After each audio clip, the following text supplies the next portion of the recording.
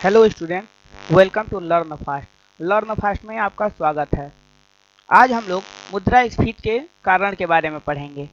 ये मुद्रास्फीति का पार्ट सेकंड है। पार्ट फर्स्ट में हम लोग मुद्रास्फीति के बारे में पढ़े थे। मुद्रास्फीति क्या होता है, उसकी परिभाषा और गति के आधार पर मुद्रास्फीति कितने प्रकार की होती है। गति के आधार पर मुद्रास्फीति 4 प्रकार की होती है। रेंगती हुई मुद्रास्फीति, चलती हुई मुद्रास्फीति, दौड़ती हुई मुद्रास्फीति और अति मुद्रास्फीति। आज हम लोग मुद्रास्फीति के कारण, मुद्रास्फीति किस कारण से जन्म लेता है।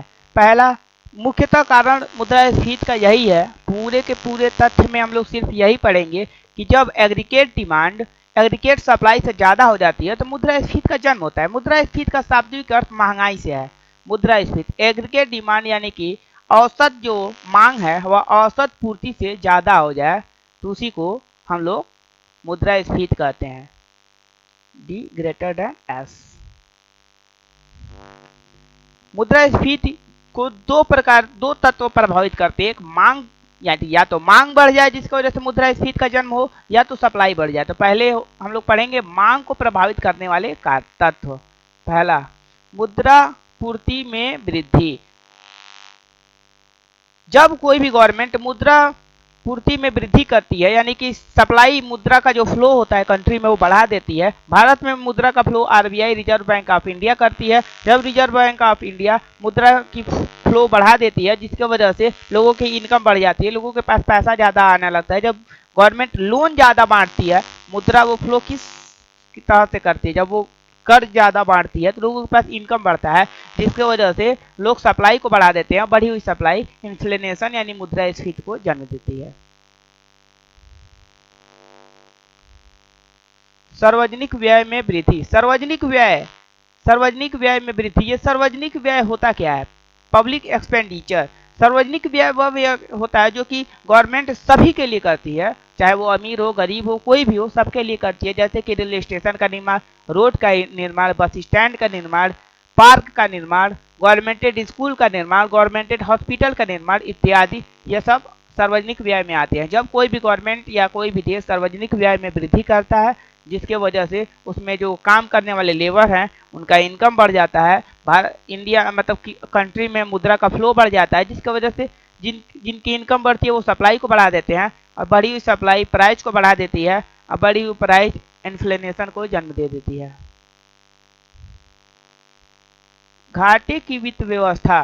घाटे की वित्त व्यवस्था क्या होता है? घाटे की वित्त व्यवस्था जैसे कि गवर्नमेंट अपने इनकम से ज्यादा खर्चा करे, उसी को हम लोग घाटे की वित्त व्यवस्था कहते हैं। इनकम से ज्यादा खर्चा करने का अर्थ यह है कि भारत एक अंडर डेवलप्ड कंट्री है, वह घाटे की वित्त व्यवस्था ही अपनाएगी। घाटे की वित्त व्यवस्था यानी मान लीजिए एक महीने में इंडियन गवर्नमेंट को 100 करोड़ का इनकम है, अब वो खर्चा 110 करोड़ कर रही है, तो ये जो 10 करोड़ है ये लोन लेकर के करेगी। इसी को इनकम, इसको साफ तौर में ऐसे भी हम लोग कह सकते हैं कि आमदनी अठन्नी खर्चा रुपया का जब गवर्नमेंट व्यवस्था वित्त व्यवस्था अपना लेती है तो उससे लोगों का आय बढ़ता है, और आय बढ़ने के कारण लोग मांग को बढ़ा देते हैं। बढ़ी हुई मांग इन्फ्लेशन को जन्म दे देती है। बढ़ी हुई प्राइस इन्फ्लेशन को जन्म देती है।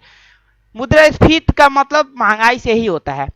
निजी क्षेत्र का विस्तार, पब्लिक सेक्टर। जब कोई भी उद्योगपति या उद्योग अपने सेक्टर का विस्तार करते हैं तो विस्तार करने के कारण जॉब अपॉर्चुनिटी बनती है, बहुत सी अपॉर्चुनिटी बनती है, जिससे मुद्रा का फ्लो वो लोग बढ़ा देते हैं। जितने लोग जॉब पाते हैं उनकी इनकम होती है, बढ़ी हुई इनकम मांग को बढ़ा देती है, बढ़ा हुआ मांग प्राइस को बढ़ा देता है, जिसकी वजह से मुद्रास्फीति का जन्म होता है। पांचवा, काला धन, ब्लैक मनी। ब्लैक मनी किसी भी देश के लिए बहुत ही खतरनाक होता है, वेरी डेंजरस थिंग्स होता है ये, क्योंकि काला जो धन होता है उस गवर्नमेंट को पता ही नहीं होता है किस व्यक्ति के पास कितना काला धन है, जिसकी वजह से वो हिसाब नहीं रख पाती है। काला धन को कोई भी व्यक्ति आसानी से खर्चा नहीं कर सकता है, वो भोग विलास की वस्तुओं पे ही खर्चा कर सकता है, क्योंकि इंपॉर्टेंट थिंग्स पे अगर वो खर्चा करेगा तो गवर्नमेंट को हिसाब देना पड़ेगा कि ये धन आया कहाँ से। तो ये फालतू फिजूल में खर्चा होता है, जिसकी वजह से जिनके पास काला धन रहता है, ब्लैक मनी रहता है, वो सप्लाई को बढ़ा देते हैं और सप्लाई प्राइस को बढ़ा देती है, जिसकी वजह से मुद्रास्फीति का जन्म होता है।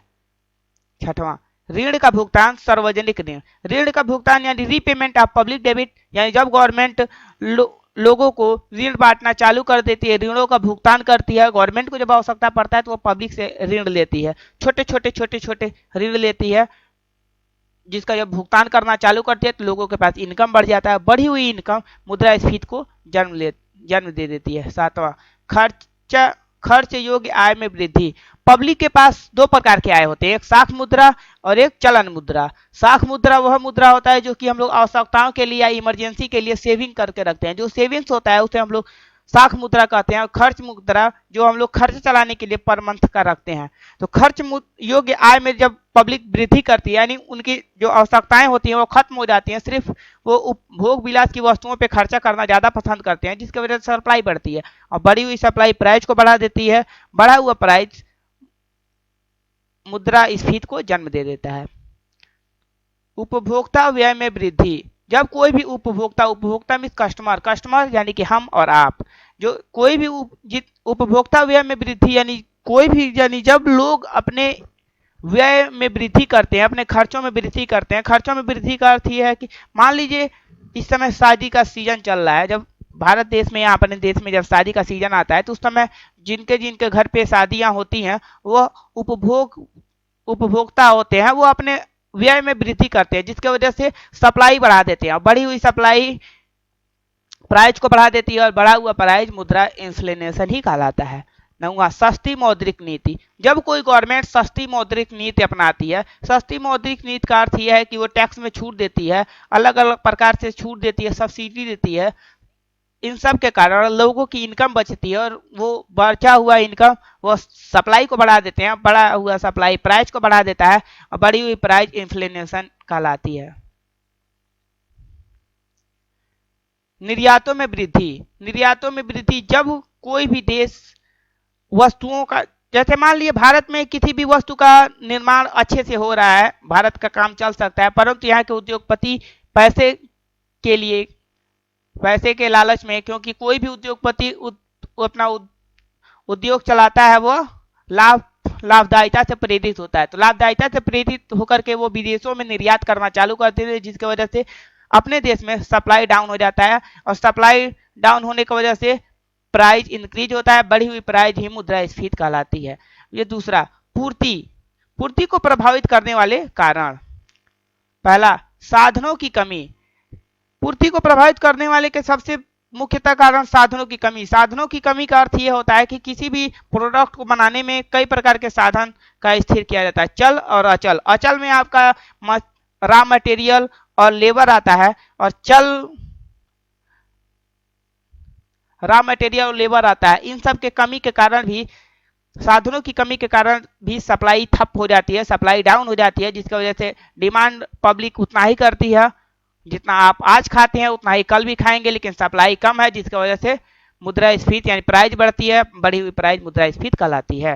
ट्रेड यूनियन एवं औद्योगिक उत्पादन। ट्रेड यूनियन वह यूनियन होता है जो इंडस्ट्री में वर्कर काम करते हैं, उनका एक नेता होता है, उसी सारे यूनियन को हम लोग ट्रेड यूनियन करते हैं। जब ट्रेड यूनियन हड़ताल करता है, वो अपने मांग यानी अपने सैलरी को, और भी कई प्रकार के मांग होते हैं उनके लिए, वो जब हड़ताल करता है और जो उद्योगपति होते हैं वो उनके मांग को नहीं मानते हैं, जिसकी वजह से वो अपने उद्योग को ठप कर देते हैं। जितने समय तक उद्योग ठप रहता है उस समय सप्लाई बंद रहती है, उस उद्योग की सप्लाई बंद रहने के कारण अदरवाइज उद्योग उसको चला नहीं पाते हैं, उतनी सप्लाई को पूर्ति नहीं कर पाते हैं, जिससे मार्केट में सप्लाई कम होती है। सप्लाई कम होने के कारण प्राइस इंक्रीज होता है और प्राइस इंक्रीज ही मुद्रा इन्फ्लेशन कहलाता है, यानी मुद्रा इन्फ्लेशन का जन्म होता है। प्राकृतिक संकट जैसे कि भूकंप, बाढ़, सूखा, और इसमें हम लोग एक और चीज जोड़ सकते हैं, कोरोना वायरस। क्योंकि भारत में 2020 और 21 में कोरोना वायरस यानी इस समय कोरोना वायरस का चलन है। कोरोना वायरस की वजह से लॉकडाउन लग रहा है, जिससे इंडस्ट्रियल एरिया, जो जितने भी इंडस्ट्रियलिस्ट हैं वो बंद हो चुके हैं। वह काम 50% वर्कर्स के साथ करते हैं और कई जगह तो बंद है, वो काम ही नहीं हो रहा है, जिसकी वजह से वो सप्लाई डाउन है, और सप्लाई डाउन होने की वजह से मुद्रास्फीति का जन्म हो जाता है। प्राकृतिक संकट की वजह से भी मुद्रास्फीति का जन्म हो जाता है। जैसे भूकंप, बाढ़ और सूखा की वजह से जो फसलें होती हैं वो बर्बाद हो जाती हैं। फसल बर्बाद होने के कारण, जैसे कि जो गेहूं हमारे देश में उत्पादित होने वाला था उसका 1/2 यानी आधा उत्पादित हुआ है, और लोगों का खर्चा उतना ही है, जिसकी वजह से प्राइस बढ़ती है। बढ़ी हुई प्राइस मुद्रास्फीति कहलाती है। कृत्रिम दुर्लभता या अभाव, कई प्रकार ऐसा होता है कि कुछ छोटी छोटी दुर्लभता हो जाती है, जैसे ट्रांसपोर्ट की दिक्कत, बॉर्डर की दिक्कत, जिसके वजह से मुद्रास्फीति का जन्म होता है, क्योंकि वस्तुओं और सेवाएं जो होती हैं वो समय पे नहीं पहुंच पाती हैं, जिसके वजह से प्राइस बढ़ता है, उस और बढ़ी हुई प्राइस को हम लोग मुद्रास्फीति कहते हैं। निर्यातों में वृद्धि, निर्यातों में वृद्धि का अर्थ यह है कि किसी भी इंडस्ट्री, कोई भी इंडस्ट्री होती है, वो लाभदायिता से प्रेरित होती है, लाभदायिता से प्रेरित होकर के वह किसी और जगह या किसी और कंट्री में निर्यात भारी मात्रा में करना चालू कर देते हैं, जिससे अपने देश में सप्लाई का अभाव हो जाता है, जिसके वजह से प्राइस इंक्रीज हो जाती है, और प्राइस इंक्रीज होने की वजह से मुद्रास्फीति का जन्म होता है। आवश्यक वस्तुओं के उत्पादन की उपेक्षा, आवश्यक वस्तुओं का उत्पादन, आवश्यक वस्तु जो कि दिनचर्या की वस्तुएं होती हैं, जिनके बिना हम लोग रह नहीं सकते। कई बार क्या होता है, जो उद्योगपति होते हैं वो लाभ पाने के चक्कर में आवश्यकता की वस्तुओं को छोड़ करके किसी दूसरे प्रोडक्ट में उनको लाभ मिलता है तो उसको बनाना चालू कर देते हैं, उत्पादन बढ़ा देते हैं, जिसकी वजह से आवश्यकता वाली वस्तुओं की सप्लाई डाउन हो जाती है। सप्लाई डाउन होने की वजह से प्रोडक्ट का प्राइस बढ़ जाता है, और प्रोडक्ट प्राइस का बढ़ना ही इन्फ्लेशन कहलाता है। हरासमान प्रतिफल नियम, ये हरासमान क्या होता है, ये आप लोगों के मन में एक सवाल आया होगा। हरासमान का अर्थ यहाँ पे ये होता है कि जब कोई भी इंडस्ट्री या कोई भी वस्तु, जैसे कि मान लीजिए हम लोगों ने एक साइकिल खरीदा, उस साइकिल को 1 साल तक चलाया, 1 साल में जो उस पर घिसावट व्यय होगा, यानी कि 1 साल बाद से उसको मेंटेनेंस जो चार्ज लगेगा, जिसके वजह से खर्चा हम लोग का बढ़ता है, पॉकेट मनी लॉस होता है उसके मेंटेनेंस करने में। जिसके पास बाइक है वो बाइक का मेंटेनेंस करवाता है, जिसके पास कार है वो कार का मेंटेनेंस करवाता है। उसी तरह से उद्योगपति अपने उद्योग फर्म, यानी जो उनका उत्पादन एरिया है उसका वो लोग विस्तार करते हैं, वो लोग उस पे उसका जो ठीक ठाक करते हैं, अपने मशीनरी का जो ह्रासमान होता है, यानी जो खराब होता है उसका जो रिपेयरिंग चार्ज होता है, जिसके वजह से उनका उत्पादन का जो सीपी होता है, कास्ट ऑफ प्रोडक्शन, वो बढ़ता है। कास्ट ऑफ प्रोडक्शन की वजह से वो प्राइस बढ़ा देते हैं, बढ़ी हुई प्राइस मुद्रास्फीति को जन्म दे देती है। अंतर्राष्ट्रीय घटक, अंतर्राष्ट्रीय घटक यानी बहुत से अंतर्राष्ट्रीय विवाद होते हैं जिसकी वजह से मुद्रास्फीति जन्म देती है। जैसे कि भारत में जो पेट्रोल और डीजल है उनका इंपोर्ट यानी कि आयात ईरान से करवाया जाता है। ईरान मान लीजिए कि किसी समय में ईरान और किसी देश में कोई विवाद हो गया, युद्ध हो गया, जिसकी वजह से बॉर्डर सील हो गया। बॉर्डर सील होने की वजह से इंडिया में पेट्रोल और डीजल नहीं आएंगे, जिसकी वजह से इनकी सप्लाई डाउन होगी, और सप्लाई डाउन होने की वजह से प्राइस बढ़ जाएगा, मुद्रास्फीति का जन्म हो जाएगा। सरकार की कर नीति, कई बार ऐसा होता है कि सरकार की कर नीति की वजह से मुद्रास्फीति का जन्म होता है, क्योंकि सरकार करों में छूट दे देती है, और भी बहुत चीजें हैं जिनमें छूट देती है, जैसे गैस में सब्सिडी, अन्य भी कई चीजों में सब्सिडी देती है, जिसके वजह से लोगों की इनकम बढ़ती है, टैक्स बचता है, लोगों की इनकम बढ़ती है। बचे हुए टैक्स यानी जो उनको टैक्स के रूप में देना था वो उनके पास बचा है, उसकी वो लोग सप्लाई बढ़ा देते हैं। बढ़ी हुई सप्लाई मुद्रास्फीति को जन्म दे देती है। नहीं, वो डिमांड को बढ़ा देते हैं, बढ़ी हुई डिमांड प्राइस को बढ़ा देती है, प्राइस बढ़ा हुआ प्राइस ही मुद्रास्फीति कहलाता है। तकनीकी परिवर्तन, तकनीकी परिवर्तन एक किसी भी देश के लिए अच्छा होता है, परंतु अल्प समय में ये मुद्रास्फीति का कारण भी बन जाता है, क्योंकि किसी भी फर्म को में तकनीकी परिवर्तन करने पे एक भारी मुद्रा खर्च होती है, जिसके वजह से वह मुद्रा किसी न किसी की आय होती है, और तकनीकी परिवर्तन की वजह से उनके जो सीपी है वो बढ़ जाता है। बढ़ी हुई सीपी प्राइस को बढ़ा देती है, बढ़ा हुआ प्राइस मुद्रास्फीति कहलाता है। कच्चे माल की कमी, कच्चे माल की कमी का आशय यह है कि जो शुगर मिल आप लोग जानते ही होंगे, जहाँ चीनी का निर्माण होता है।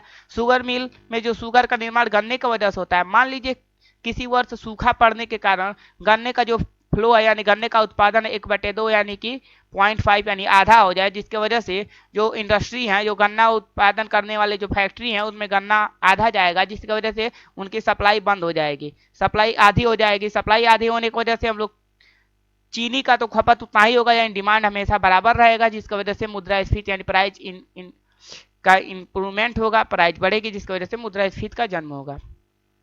सरकार की औद्योगिक नीति, कई बार सरकार औद्योगों की नीति के वजह से भी मुद्रास्फीति का जन्म हो जाता है। औद्योगिक नीति का अर्थ यह है कि जब गवर्नमेंट उद्योगों पे ध्यान देना बंद कर देती है तो उसके वजह से भी महंगाई आ जाती है। उद्योगों पे ध्यान देना बंद का मतलब उद्योग कैसे चल रहा है, क्या कर रहे हैं, इस पे ध्यान देना बंद कर देती है। कई बार हम लोगों को सुनने में आता है कि जो सरकार है वो उद्योगपतियों की होती है। क्यों उद्योगपतियों की होती है? क्योंकि गवर्नमेंट 1 से 2% लोगों को ही गवर्नमेंट जॉब दे पाती है, बाकी जितने भी 95 to 98% जॉब्स हैं वो प्राइवेट सेक्टर में दिया जाता है। अगर प्राइवेट सेक्टर किसी देश में बंद हो जाए तो वहाँ पे भूखमरी का शिकार शिकार यानी भूखमरी का हालत आ जाएगा।